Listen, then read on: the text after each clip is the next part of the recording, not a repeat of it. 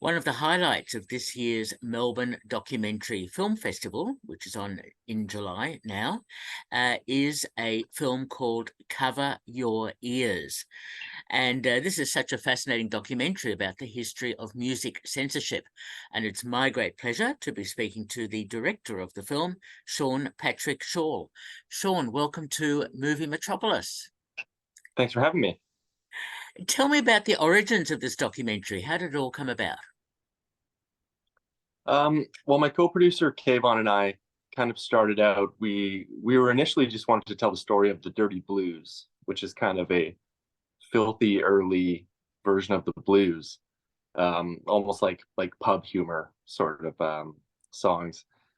And the more we dove into that, the more we were like, well, I mean, there's a whole the web just keeps going, and controversial music just keeps going throughout the years. And then we were looking at the censorship of it, and one thing led to another, and our entire film turned into a film about the history of censorship.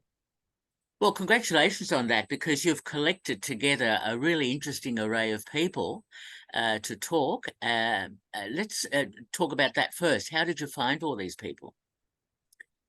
We just reached out to a lot of people, and I think based on the subject matter, a lot of the people were just kind of interested in doing the film, and it being the only documentary on music censorship, I feel like a lot of these people were excited to talk about something that they were passionate about as well. Yeah, no, they're really interesting. So you've got so much fantastic archival footage and so on in the film. Tell me about finding that in the construction of your story. Lots and lots of research, months and months of research and pulling clips. And oh, pardon me, sorry.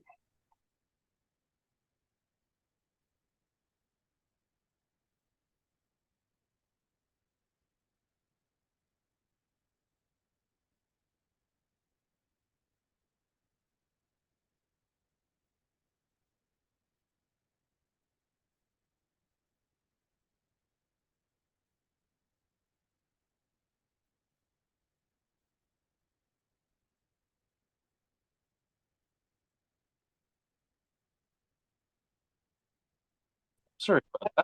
Okay. So, all right, you're back. Sorry.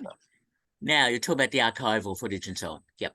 Yeah, so it was months and months of just pulling it all and kind of fitting it into the film where it made sense, and then bouncing that with our legal team and figuring out what we could and couldn't use, which was a very lengthy process, maybe the most intensive of the film. I can imagine it would be, because there is so much fascinating material.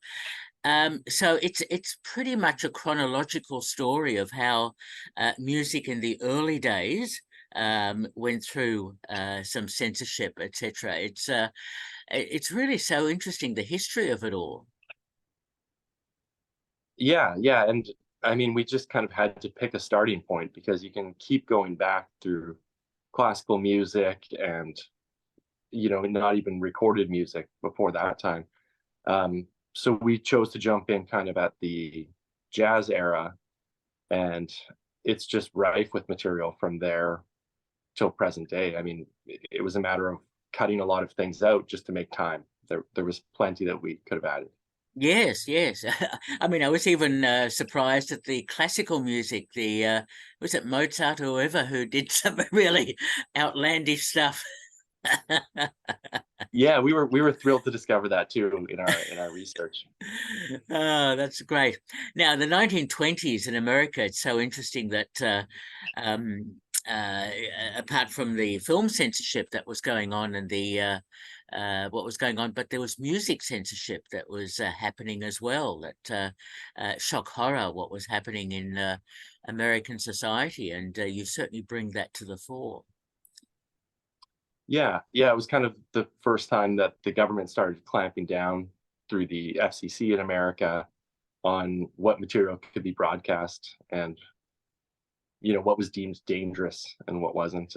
Before then, it wasn't really as big an issue because pre-radio it wasn't as widespread, and as it became more widespread, the concern became more widespread as well. Yes, yes, the radio act as they called it, and yeah, but really quite fascinating.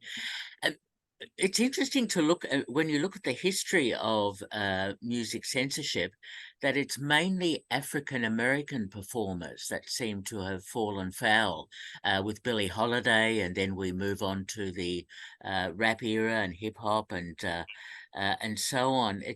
I found that really interesting that there seems to be a strong streak of racism in all of this. Yeah, yeah, we definitely didn't intend to make a film about race, but the more we dove into it, in that 100 years, there's maybe only a 5 year period where it was kind of satanic heavy metal in the mid 80s that wasn't as focused on African American artists, but that coincided with the birth of rap as well. So, but throughout that entire 100 years, it always seems to land on the African American community much more, which we felt was very important to point out, and how we Yeah, can draw a direct line from the fear of jazz to a hip hop artist today. yeah, yeah. I mean, Billie Holiday's song was such an incredible example. "Strange Fruit," I think it's called, and yeah, it's amazing how that was censored and so on. And later became one of her like most well-known songs and a staple of her catalog. Exactly. Yeah, yeah. And of course, Elvis, the pelvis, as it's called. I mean, Ed Sullivan was such a straight-laced sort of television host and very conservative and so on. So that must have created such an issue for American television at the time. Yeah, he's an interesting character because he was such a gatekeeper for music at the time, with television and rock and roll kind of happening at the same time. And he was the major show, and he had very conservative viewpoints. So as his show went on, um, society started getting into the hippie revolution and started having these wild new ideas, and Ed Sullivan was not having it. No, exactly. So the whole rock and roll era, which was appealing to younger people, was quite anathema to the older audiences and to some of the lyrics and performers. Yeah, definitely. And then that generation that was uh, fighting to have their music that they loved not censored, then in turn started censoring music that they didn't understand decades later. Amazing.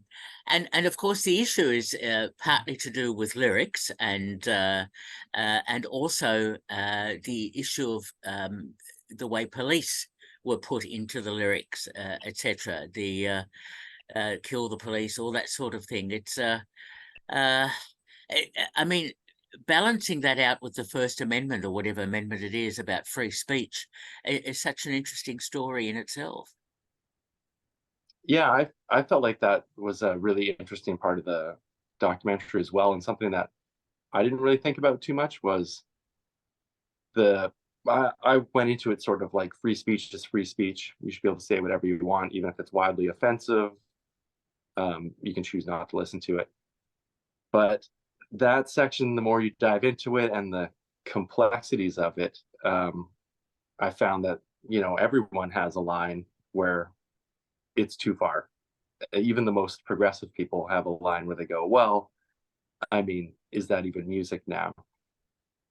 For instance, it's illegal to make a death threat, but if you put a guitar riff behind it or a drum beat behind it, then it becomes art and not a death threat. There's plenty of kind of gray area examples like Yeah. that where you say like, well, at what point is it no longer music and now leads into obscenity or a crime? Exactly. Yes, that gray area, which I found so fascinating, and the family groups wanting to have stickers to protect children on the record labels, parental advisory or whatever, that offensive lyrics or whatever. I found that so interesting as well. Yeah, that was a huge turning point. I remember those coming in when I was a kid, and it really divided people. A lot of like the hip hop community kind of owned the label and would make shirts out of it, and hats and that sort of thing. Like they kind of wore it as a badge. Um, and it I think it had an adverse effect. I think it boosted the record sales and boosted these artists into kind of this dangerous realm of these cool, dangerous musicians, which ended up just selling more albums for them. Yeah, yeah, really interesting. I mean, I suppose protecting children is another issue compared to adults who are supposedly adult enough to cope with whatever it is that that's thrown at them. Yeah, exactly. Yeah. And that's one of those things too, where I might listen to offensive or aggressive music, but do I think it should fall into the hand of a child without parental supervision? Maybe not. Exactly. And then that becomes the issue of does music, offensive music like that, create violent behavior or antisocial behavior, or is it already in the person and it's not the music that's done it? Yeah, and we dive into that in the film as well. How much weight is behind that, and how much of that is already in the person versus, I mean, if any of it was planted by the music. I like the way you leave all of this very open so that audiences can watch the documentary and make up their own minds. Yeah, I mean, I had to do that during the production. I had to kind of find my own path and my own take on each individual case. So I feel like the film does a good job of that, where it doesn't give you a hard answer as to this is why and this is good and this isn't. It leaves it open for people to take in the information and kind of make up their own decisions. And I think it sparks a lot of conversation. I've talked to a lot of people who have seen the films at festivals, and they're talking about it on the way home because you know, it challenges people. Yes, and that's a good documentary if you get people talking about it and discussing the issues and so on. So yeah, well done on that. Thank you. Another interesting perspective, of course, is the MTV, and once music became visual, and you had film clips and so on, which with Madonna and all sorts of other people, that in itself created more issues. Yes, definitely. Songs that lyrically or musically were not obscene or offensive, the visuals attached to it could be, and they became hand in hand with each other, especially at that time where your song could be not even that great, but if your video is huge, um, it would propel you into the stratosphere. Mm. So it became very tied to the music.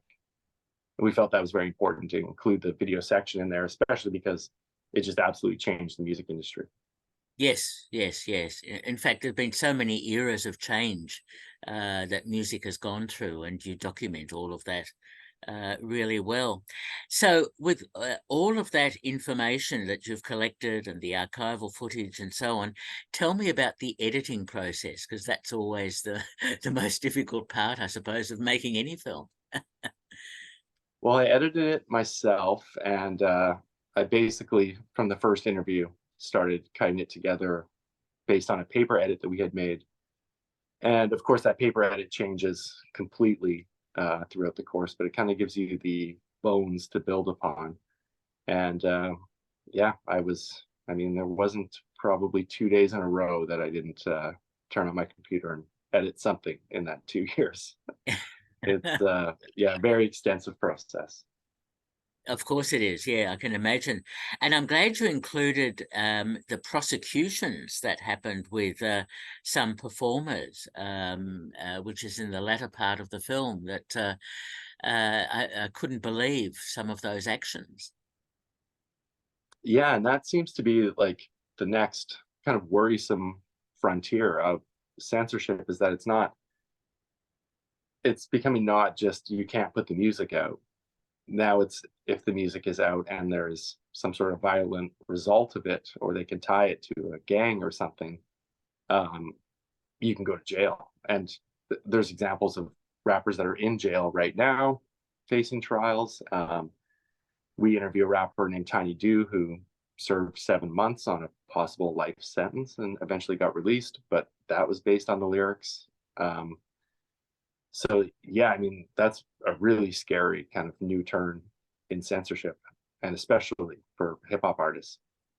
Exactly. And I suppose with the conservative element, the Trumpian era that's happening in America, I suppose there's more and more of that might be likely to occur. Yeah, I mean, it started happening pre-Trump, but I just feel like it's throughout the 100 years of music censorship, it's always trying to find some sort of angle to squash this music that they don't understand or don't like. And that just seems to be the next battle, that they've found a loophole, and they'll keep doing it until that loophole closes, then it'll be something else. Wow. And you know, at the end of the documentary, you bring up to date with what's happening in California 2022 and the judge's ruling in 2023. So you're really progressively keeping up to date with what's going on. Yeah, we had to eventually just stop doing that because the film had to come out, but we were checking it daily, the news on specifically the Young Thug trial.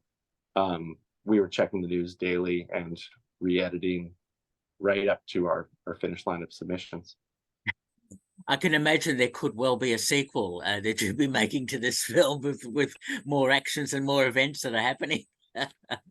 Yeah, I'm curious to see what happens with a lot of it. Yeah.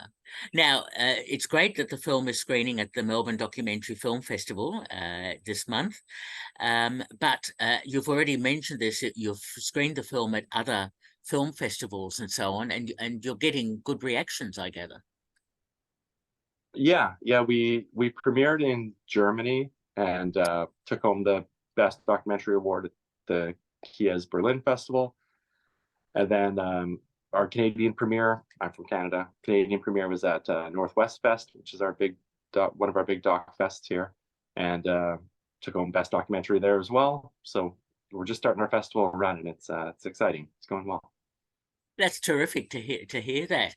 And you're Canadian based, and I'm so fascinated by the Canadian film industry and what they fund, and how interesting films we see coming out of Canada. Yeah, I wouldn't know anything about that government funding. I'm sure not getting a piece of that, but we definitely have a good arts program here in Canada. I shouldn't disparage it, but I haven't been on the receiving end of any of that. Oh, okay. Can you talk about any previous films that you've made? Yeah, this is my seventh film. I'll spare you the synopsis of each film, but yeah, I kind of always try to tell these stories on the fringes that I find interesting, and I try to learn along with the audience.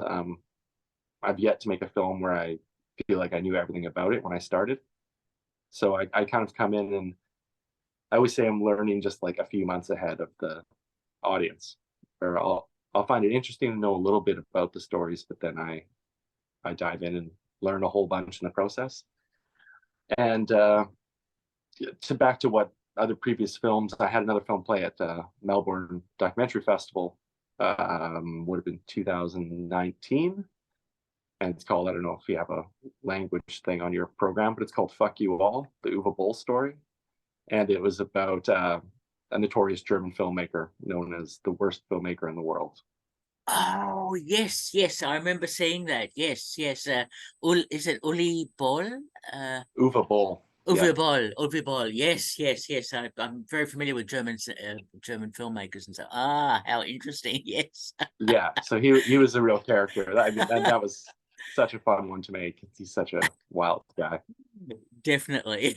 That's yours, of course. Very good. And that went really well at Melbourne. I was there for the festival that year, and played to a full house, and had a great response. It was really good screening. Oh, terrific. And that, of course, was pre-COVID, of course. Yeah, Yeah. that would have been right before. Yeah. How interesting. So, tell me, are you, Sean, are you working on another film at the moment? Yeah, I've got a few projects in development. I can't say too much about them because they're not off the ground yet. But Yep. yeah, always moving forward, always making the next thing. Well, congratulations on that. Look, Cover Your Ears is playing as part of the Melbourne Documentary Film Festival. Highly recommended, and it's been my pleasure to be speaking to the director of the film, Sean Patrick Shaul. Sean, thank you so much for talking with me. Thanks so much for having me, Peter. All the best then. Bye-bye. Take care.